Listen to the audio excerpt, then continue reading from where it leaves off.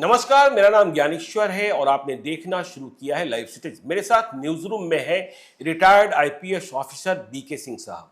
Delhi police में बड़ा नाम रहा है, ज्वाइंट सीपी रहे हैं और सीबीआई में भी एसपी रहे हैं। जो बिहार के मौजूदा डीजीपी हैं राजविंदर सिंह भट्टी, जब वे सीबीआई में थे तो उनके साथ इन्होंने काम किया है। लेकिन इनकी एक अलग पहचान भी है। वीआईपी पार्टी विकासशील इंसान पार्टी के राष्ट्रीय महासचिव हैं और बिहार की राजनीति में इन दिनों सक्रिय हैं। तो देखिए, हम चर्चा करना चाहते हैं बीके सिंह साहब से। देखिए, एक दुखद घटना घटी, निर्मम हत्या हुई 15-16 जुलाई की रात वीआईपी सुप्रीमो मुकेश सहनी जी के पिताजी जीतन सहनी जी। और इसके बाद जब हम मृत शरीर की तस्वीर देख रहे थे तो मैं देख पा नहीं रहा था, इतने निर्दयी तरीके से मारा गया था। लेकिन 36 घंटे के बाद पुलिस ने इस कांड का खुलासा कर दिया और कहा कि देखिए, जो मुख्य गुनहगार है जिसका नाम है काजिम अंसारी, कासिम भी कहते हैं, उसे गिरफ्तार कर लिया गया है। और हत्या के पीछे जो वजह बताई गई, रुपयों का लेन देन, ब्याज, सूद। तो देखिए, अब वीआईपी पार्टी के सुप्रीमो मुकेश सहनी ने भी सवाल खड़ा किया है पुलिस की जांच पर, और आप भी सवाल खड़े कर रहे हैं। आप कल डीजीपी से मिलने भी गए थे, एक प्रतिवेदन भी सौंपा गया है मुकेश सहनी के परिवार की ओर से। तो जिस तरीके के सवाल उठने खड़े हुए हैं, पुलिस का कहना है कि हमने जो कार्रवाई की है, हमने जिस अभियुक्त को पकड़ा है, वह अभियुक्त ही मुख्य गुनहगार है और उसने ही जीतन सहनी जी की हत्या की है। उसने अपना गुनाह कबूल भी कर लिया है। लेकिन आप लोग सवाल खड़े कर रहे हैं। मैं आपसे जानना चाहता हूं बीके सिंह साहब, क्या आपको लगता है कि जीतन सहनी जी की हत्या इस काजिम अंसारी ने नहीं की है? पुलिस ने जो गिरफ्तारी की है वह गलत की है। पुलिस गुमराह करने की कोशिश कर रही है। काजिम अंसारी बेकसूर है और उसे बेवजह, मतलब पुलिस तेजी में कुछ करके यह दिखा देना चाहती है कि कांड खत्म हो गया, हमने उद्भेदन कर दिया। जी ज्ञानेश्वर जी, इसमें हम लोग को संदेह कब होना शुरू हुआ, किस स्टेज पर? जब ये वारदात हुई, पुलिस ने इन्वेस्टिगेशन टेक ओवर किया, करना शुरू किया, हम लोग को कोई परेशानी नहीं थी। परेशानी जब शुरू हुई जबकि एसपी साहब का प्रेस कॉन्फ्रेंस होता है नेक्स्ट डे 5 से 6 के बीच में होता है, और जो बातें उन्होंने बताई तो उसको सुन के लगा कि इसमें कुछ त्रुटि नजर आ रहा है। हरी है। जी जी जी, कुछ हरी है जी। क्योंकि देखिए, मेरा भी थोड़ा अनुभव है। जी, आपका बहुत लंबा अनुभव है। जी, दिल्ली पुलिस में कई बड़े कांडों का उद्भेदन आपने किया। केवल एक अपराधी पकड़ा गया जी, और एक अपराधी को पकड़ा गया और तुरंत अनाउंस हो गया कि वो मुख्य अपराधी है। जी। हम लोग तो आप यह मानते हैं कि काजिम अंसारी जो है मुख्य गुनहगार नहीं है? हम कुछ नहीं मानते हैं जी, इसलिए कि हम पार्ट ऑफ इन्वेस्टिगेशन नहीं है, मुझे कुछ नहीं मालूम है। लेकिन आप गांव में भी गए, जो खबरें आ रही है उसी से हम निकाल रहे हैं, उसके कोरोलरी में कि जो मीडिया से हम लोगों को मिल रहा है, चाहे वो पुलिस का वर्सन हो या मीडिया का वर्सन हो, तो ये हम मान के चल रहे हैं कि वो कहीं ना कहीं से तो वर्सन आ रहा है। कोई बोल रहा है, कोई लिख रहा है, कोई कह रहा है, तो उसको सुन के, जैसे कि अगर किसी वारदात में 4 आदमी शामिल हैं, एक आदमी पकड़ा गया, तो निश्चित रूप से अगर ये कहा जा रहा है कि मुख्य अपराधी है, तो उसका होगा कि वही बोला होगा कि मैं ही मुख्य हूं, मैं ही लीडर हूं। नहीं, साक्ष्य ऐसे हैं बीके सिंह साहब, आप भी आईपीएस ऑफिसर रहे हैं, और देखिए, आप कह रहे हैं कि 4 अपराधी शामिल हैं, या पुलिस भी मान रही है, और जो सीसीटीवी फुटेज है वह भी कह रहा है कि 4 अपराधी शामिल है, वह देखे गए हैं, दिख रहे हैं घर के भीतर प्रवेश करते हुए। और जिस तरीके से साक्ष्यों को मिलाया जाता है, कड़ी से कड़ी जोड़ी जाती है, यदि आप यह कह रहे हैं कि यह मुख्य अपराधी नहीं है, तो क्या यह जो काजिम अंसारी है मुख्य नहीं है, मुख्य कोई और है? आप यह कह रहे हैं? मैं कुछ नहीं कर रहा हूं, मैं कर रहा हूं पॉसिबिलिटीज की बात। जी, ये किस आधार पर इस निष्कर्ष को निकाला गया कि 4 में कासिम ही मुख्य अपराधी है? नहीं, देखिए, पुलिस का दावा यह है बीके सिंह साहब कि 2 दिनों पहले भी काजिम अंसारी के साथ जीतन सहनी जी का झंझट हुआ था। और जीतन सहनी जी ने उसे और इसने जीतन सहनी जी को, दोनों ने एक दूसरे को देख लेने की बात कही। ठीक है, फिर इस वारदात को अंजाम दे दिया गया। ठीक है। और जिस तरीके से पुलिस ने साक्ष्य जुटाए हैं, एफएसएल की रिपोर्ट कही जा रही है कि भाई जो नाखून के निशान हैं, जो शर्ट है, जो जींस है जिस पर खून के छींटे हैं, दोनों मैच कर रहे हैं। तो फिर इसके बाद साक्ष्य आप कह रहे हैं बाकी गुनाहगार पकड़े जाएंगे, पुलिस कह रही है उनकी पहचान भी हो गई है, उन्हें भी हम पकड़ने का प्रयास कर रहे हैं, लेकिन क्या इसे कान का उद्भेदन नहीं मानेंगे? मैं आप ही से पूछ रहा हूँ कि उन तीनों का क्या रोल है, या 3 या 4 जितने भी लोग थे जो नहीं पकड़े गए, उनका क्या रोल है? नहीं, देखिए आप भी जब डीसीपी थे, ज्वाइंट सीपी थे, जब एक गुनाहगार पकड़ा जाता था, मुख्य गुनाहगार या बाकी, तो उसे आप मीडिया के समक्ष प्रस्तुत करते थे और कहते थे बाकी 3 की तलाश जारी। आप भी नाम नहीं बताते थे, उनकी भूमिका के बारे में आप भी नहीं बताते थे कि जब वह पकड़ा जाएगा तो उसके बारे में जानकारी दी जाएगी। लेकिन जब नाखून के निशान मिल रहे हैं, खून के छींटे मिल रहे हैं शर्ट पर, तो फिर क्यों ना माना जाए कि यह शामिल है? नहीं जी, जब तक इन्वेस्टिगेशन कंप्लीट नहीं होता है, मैं इस चीज को मानता हूं कि मोटिव सामने नहीं आ सकता है। मोटिव, फाइनल मोटिव नहीं, आप क्या नहीं मान रहे कि रुपयों का लेन देन जो है वह मोटिव नहीं है? हम कैसे मान ले?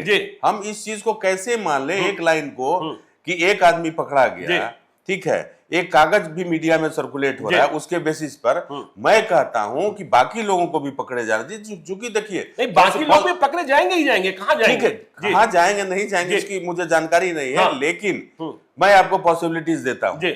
मुकेश सहनी जी का मकान बन रहा है, बिल्कुल पीछे की साइड, बड़ा मकान बन रहा है, रोज उसमें पैसा जा रहा है, लेबर पेमेंट होता है, मटेरियल का पेमेंट होता है। मैं कहता हूं कि एक सज्जन जिसका कि झगड़ा है, उससे भी साथी आदमी, उसका एक दोस्त है, वो कहता है कि ऐसा करो कि उस घर में निश्चित रूप से 10-20 लाख मिलेगा, ठीक है, मैं तुम्हारे साथ चलता हूं, तुम्हारा भी काम हो जाएगा, तुम्हारा भी कागज पागज हम फाड़ देंगे और साथ में 10 लाख रुपया लूट लेंगे, मेरा भी बनेगा, कुछ तुमको भी देंगे। क्या ये पॉसिबिलिटी नहीं है? नहीं, बिल्कुल पॉसिबिलिटी है। लेकिन क्या मुकेश सहनी इस बात को कबूलने के लिए तैयार है कि हमने अपने पिताजी को रखने के लिए 10 लाख रुपए या 20 लाख रुपए दिए थे जिससे घर का निर्माण हो रहा था? एग्जैक्टली, यही तो मैं कह रहा हूं कि पुलिस ने बात किया क्या मुकेश सहनी से? परिवार के सदस्यों से बात किया क्या? यही तो मैं पूछ रहा हूं। तो आप तो बातचीत करके आए, इसका मतलब मुकेश सहनी जी ने 10 लाख रुपए या 20 लाख? मैं देखिए, ना आप पुलिस है ना मैं गवाह हूं, ठीक है, ये तो पुलिस की ड्यूटी बनती है कि परिवार के लोगों से बात करे। परिवार के लोगों से बात ही नहीं किया। नहीं, कल तो बात हुई ना, कल तो वहां दरभंगा के सीनियर एसपी ने मुलाकात। कब बात किया? जब हम लोग डीजीपी साहब के पास गए, जब हमने प्रतिवेदन दिया, ठीक है, हम लोग 2:30-3 बजे के करीब गए थे, एसपी साहब 5 बजे मिले। मेरी बात नहीं हुई मुकेश सहनी जी से कि किस लिए मिले थे, क्या सवाल पूछा, नहीं पूछा। नहीं, आपकी जानकारी में होगा जब यह तर्क आप दे रहे हैं और पॉसिबिलिटीज की बात कर रहे हैं कि मुकेश सहनी ने 10 लाख रुपए या 20 लाख रुपए अपने पिताजी को दे रखा था वहां, मतलब इस खर्चे के लिए, ये जानकारी है? इन सब चीजों के बारे में मैं यहाँ डिस्कस नहीं करूँ, ठीक है। अगर पुलिस पूछताछ करती है, ठीक है, तो वो एक डिफरेंट चीज होता है। लेकिन अगर हम मीडिया से बात कर रहे हैं तो जो टेक्निकल चीजें हैं ये तो उनका है। चलिए, हम आप जो कहना चाह रहे हैं कि 4 आदमी शामिल हैं और इसमें संभावना इस बात की भी है कि काजिम से भी बड़ा कोई अपराधी शामिल हो सकता है। लेकिन काजिम तो शामिल है ना। देखिए, इसकी भी बात मैं आई हैव नो अथॉरिटी, मुझे ये अथॉरिटी नहीं है कि मैं काजिम को अपराधी साबित करूं। ये अथॉरिटी केवल और केवल पुलिस को है, जो तो पुलिस तो कर रही है। पुलिस तो कर रही है कि नाखून के निशान मिल गए, पुलिस कर रहे खून के छींटे मिल गए। ज्ञानेश्वर जी, मैं आता हूं बात पर कि 2 चीज जो कि डाउट का सबसे बड़ा कारण है, बिल्कुल, कि ये जो एक मीडिया में देखा गया पत्र, ठीक है, मैं पूछना चाहता हूं कि ये पत्र मीडिया में कहां से आया? क्या ये उस बॉक्स से मिला जो कि तालाब से रिकवर किया गया? बिल्कुल, ठीक है, उसे मिला। वो तो फिर ये किसके पोजीशन में है? किसके पोजीशन? ये पुलिस के पोजीशन में है। पुलिस से मीडिया में कैसे आया? अब मीडिया के पास तो बहुत कुछ चला आता है और मीडिया कैसे हासिल कर लेता है, ये बात नहीं बता रहे हैं आप। आपने जो उल्टा सवाल किया कि मुकेश सहनी जी की बात आप बताइए कितना, तो वही मैं आपसे पूछ रहा हूँ कि ये मीडिया के पास कैसे आया। ये तो सिंपल सी बात, बिल्कुल, मैं आपसे नहीं पूछूंगा कि किसने दिया, लेकिन मैं एक चीज तो जरूर कहूंगा ना कि अगर ये उस बॉक्स से ही मिला जिसका की कब्जा पुलिस के पास है, तो पुलिस के ही किसी आदमी ने दिया। जी बिल्कुल, मैं नाम नहीं ये मान सकते हैं, ABCD, हाँ ये मान सकते हैं। और ये भी नहीं कहूंगा कि आपको दिया, हो सकता है कि किसी और को दिया हो जिसकी आपको मिला हो। जी, क्योंकि मुझे जानकारी नहीं है तो मैं डेफिनेट नहीं कर सकता हूं, लेकिन एक चीज जरूर कर सकता हूं कि जिसका कस्टोडियन एक पर्टिकुलर इंस्टीट्यूशन है या पर्टिकुलर व्यक्ति है, तो ये उसी ने दिया है। जी, तो देने के पीछे जरूर कुछ ना कुछ मंशा होती है, वो डाउट क्रिएट करता है क्यों दिया गया। नहीं देखिए, जब पुलिस यह कह रही है कि इसके पीछे लेन देन है, तो इसके संबंध में साक्ष्य क्या है, वही इस कागज, जो ये कागज है, उसे प्रमाणित कर रहा है। तो ये कोर्ट को आपको दिखाना है कि मीडिया को दिखाना है? नहीं, जो दुनिया में जो साक्ष्य नहीं, हाँ, जो साक्ष्य है, हाँ, साक्ष्य आपको कोर्ट में ले जाना है ना जी, लेकिन मीडिया में ले जाना, मीडिया ट्रायल कराना है। ऐसे तो लाखों मामले हैं, ऐसे तो लाखों मामले हैं जिसमें जो दस्तावेज है, जिसमें सबूत है, वह मीडिया में आते रहे। और देखिए, ये हाई प्रोफाइल मामला था, जी, ये हाई प्रोफाइल मामला था। तो हाई प्रोफाइल मामला में तो एकदम नहीं आता है। हम केस का नाम नहीं लेंगे, लेकिन हमने भी हाई प्रोफाइल केसेस देखे हैं कि उसमें एक बात भी अंदर की बाहर नहीं आती है जब तक कि फाइनल अथॉरिटी उसको अप्रूव नहीं कर देता है, जब तक कि वो पब्लिक डोमेन में नहीं चला जाता है, जब तक कि कोर्ट में नहीं चला आता है, किसी को कुछ नहीं बताया जाता है। आज भी देख रहे हैं बहुत सारा मैटर जो है, जो कि कोर्ट में सील्ड कवर में जाता है, ठीक है। हाँ, कोर्ट मांगता है सील्ड कवर में, कोर्ट नहीं मांगता है कभी, कोर्ट कभी सील्ड कवर में, इन्वेस्टिगेटिंग अथॉरिटी जो है वो रिक्वेस्ट करती है कि सर इसको पब्लिक डोमेन में ना जाने दिया जाए, हम कोर्ट को सील्ड कवर में देंगे जिसे कोर्ट भी जान जाए।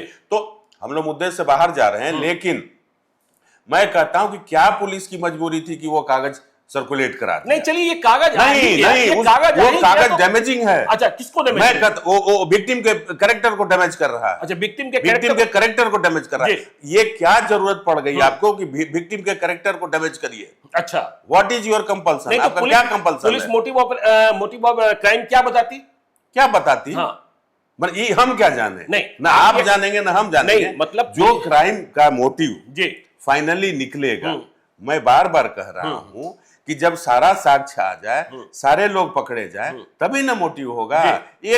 तीन आदमी मिलकर कोई अपराध किया, ठीक है, और एक आदमी को अपराधी प्लानिंग नहीं करते हैं क्या? नहीं करते हैं, करते हैं। हाँ, करते तो हैं। उसमें कह दिया गया कि अगर जो भी पहला आदमी पकड़ा जाएगा वो फलाना ये कहानी बोलेगा। नहीं, देखिए, 2 दिन पहले इसी आदमी से झंझट हुआ है, और इस आदमी को लेकर अब चलिए मैं आगे चलता हूं कि एक वीडियो मीडिया में ही सर्कुलेट हो रहा है जिसके बारे में कहा जा रहा है कि 10 तारीख का, ये हाँ, मृतक के घर के पास एक सीसीटीवी कैमरा लगा हुआ है, उसका फीड है ये 10 तारीख का 10:30 बजे का।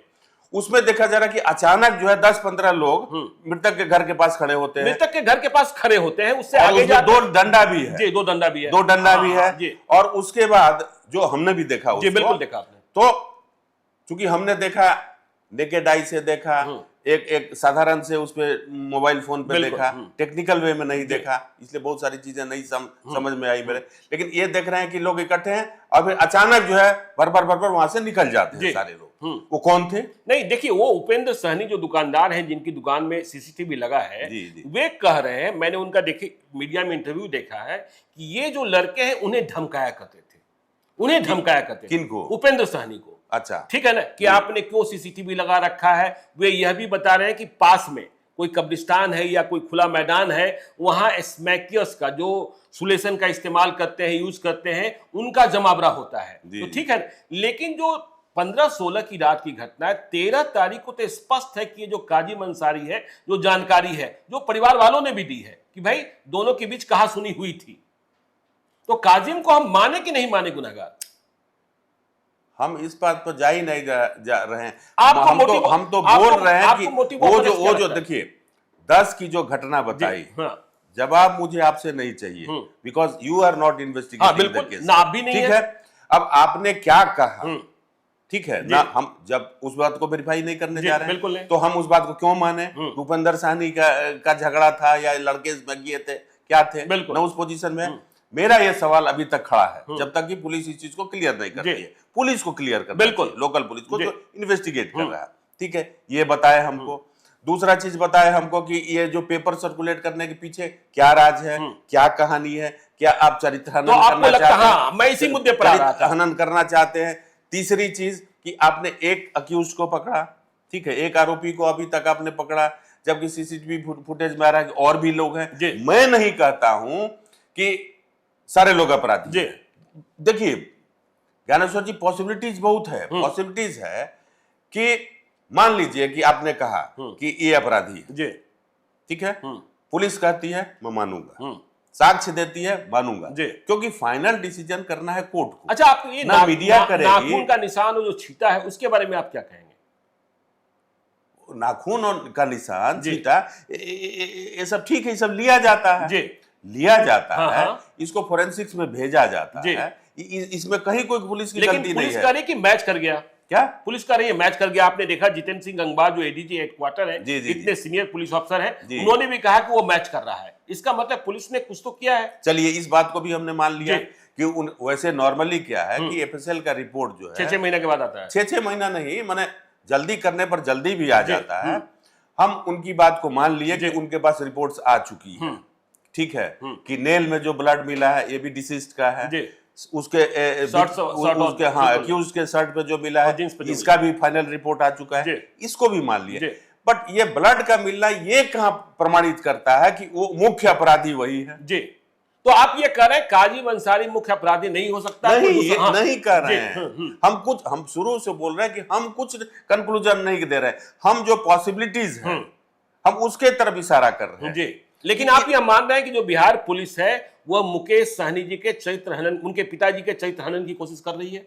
नहीं, देखिए हमको लगा, हमको लगा कि जिस तरह, क्योंकि देखिए ये मामूली बात नहीं है कि एक जो कागज, ठीक है, जो पुलिस के कस्टडी में, पुलिस तो करी अभी ऐसे कई कागजात हैं, ठीक है, आप कोर्ट को दीजिएगा कि जनता में जाके पंपलेट बना के बांटिएगा, आप कोर्ट में दीजिए, ठीक है। हमको तो डाउट हुआ कि क्या कंपल्सन है कि इसको मीडिया को बांटा जा रहा है, कुछ ना कुछ तो होगा। देखिए हर चीज के पीछे कुछ बात होती है, वो तो है ही ना, बिना आग के धुआं कहां उठता है। तो हाँ, कुछ ना कुछ बात है कि जो कागज, अगर हम इस चीज को मान के चलते हैं कि ये पुलिस के कस्टडी में है, ठीक है, ये पुलिस फाइल का पार्ट है, तो ये कोर्ट में जाना चाहिए, कोर्ट में जाना चाहिए, मीडिया में नहीं जाना। अच्छा, आपकी जानकारी में जितेंद्र सहनी जी के बारे में आपको क्या पता चला जब आप गांव गए?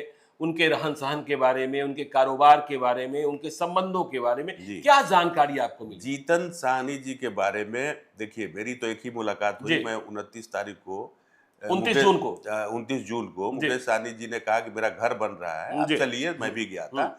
और उसी दिन दुर्भाग्य से फर्स्ट और लास्ट मुलाकात पिताजी से। पिताजी, हम लोग बैठे थे, साधारण आदमी हैं, सब साधारण आदमी हैं, हम लोग भी साधारण आदमी हैं। नहीं, आप तो आप साधारण। जो उनका घर है, घर का जो फ्रंट पोर्शन है, उसके आगे रोड से पहले उसमें ग्लास लगा हुआ है। तो मुकेश सहनी जी कुछ लोगों के साथ वहां बैठे हुए थे, बातचीत कर रहे थे। हम निकले तो मैंने ग्लास के साथ ही एक कुर्सी पर एक वृद्ध सज्जन बैठे हुए, तो मुझे शकल से कुछ लगा कि ये पिताजी हो सकते हैं, ये कौन, माने हो सकता है पिताजी हो।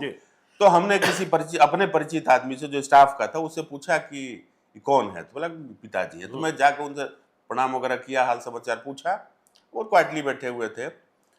तो हमने कहा कि आप इधर बैठे हैं, तो कुछ ज्यादा बोले नहीं। तो फिर स्टाफ के थ्रू पता चला कि थोड़े से ये नाराज हैं, बेटे से नाराज हैं। मुकेश जी अपने साथ रखना चाहते थे? नहीं, वो जो इमीडिएट रीजन था उसकी बात बता रहे हैं। तो हमने मुकेश जी से पूछा जब फ्री होगा कि मुकेश जी, पिताजी नाराज हैं भाई, क्या बात है? तो हंसने लगे कि अरे पिताजी रात को आए थे, अब बोले कि तुम सवेरे जो है एक तो वहां से 10 किलोमीटर दूर पर कोई प्रसिद्ध मंदिर है। तो उन्होंने कहा कि जो इसमें हिंदू धर्म में होता है कि लोग मनौती मानता है, तो उन्होंने कुछ मनौती मान लिया था एडवांस में जो होना है। तो बोले बेटा के लिए तो तुम चलो। मुकेश जी ने कहा कि भाई हमको सवेरे जो है निकलना भी है, कुछ लोगों से मिलना भी है, मकान वकान का भी डिसाइड करना है, मेरे पास टाइम नहीं है, ठीक है, और इतना है तो जब पूरा हो जाएगा जो माना गया तो फिर हमको ले चलिएगा, अभी नहीं जाएंगे।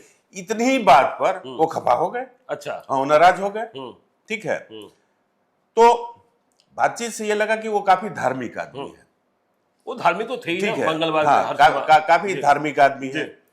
दूसरी चीज की जैसे गाय रखे हुए हैं, तो एक चीज ये भी पता चला कि मुफ्त में लोगों को दूध दिया। हाँ, कि जिनके पास छोटे बच्चे जी, हैं, जी, लोगों जी। को नहीं, जिनके हाँ, पास छोटे छोटे बच्चे बच्चे हैं। उनको पीने के लिए वो एक पौआ रखे हुए थे, और पौआ से निकाल के एक पौआ देते थे, ले जाओ। कोई मांगेगा कि 1 किलो दे दो तो नहीं देते, एक पौआ ले जाओ, बच्चे को पिलाना। तो ये सब काम करते थे।